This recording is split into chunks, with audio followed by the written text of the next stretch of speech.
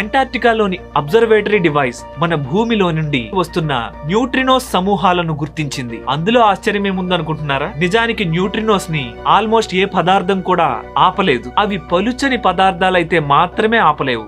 లావుపాటి మందం గల పదార్థాల్లో నుండి ఈ న్యూట్రినోస్ చొచ్చుకుని వెళ్లడం కష్టం అని శాస్త్రవేత్తలు అప్పటి వరకు భావించారు. కానీ ఈ న్యూట్రినోస్ మొత్తం భూగోళాన్ని, అందులో ఉన్న కోర్ ని, రాక్ లేయర్స్ ని, అనేక ఇతర ఇనుము వంటి ఖనిజ లేయర్ ని, పాతాళాన్ని చొచ్చుకుని వచ్చాయి. అక్కడ అంటార్క్టికాలో డిటెక్ట్ అయ్యాయి. అవి 4480 మైళ్ల దూరం నుండి ట్రావెల్ అవుతూ వచ్చాయని మెజర్మెంట్ డేటాలో సెన్సర్స్ రికార్డ్ చేశాయి. దీనికి సైంటిస్ట్ దగ్గర పొందుపరచగల ఒకే ఒక్క సమాధానం ఆ న్యూట్రినో పార్టికల్స్ యొక్క గుంపు మన విశ్వం లాంటి ప్యారలల్ యూనివర్స్ నుండి వచ్చాయి అని.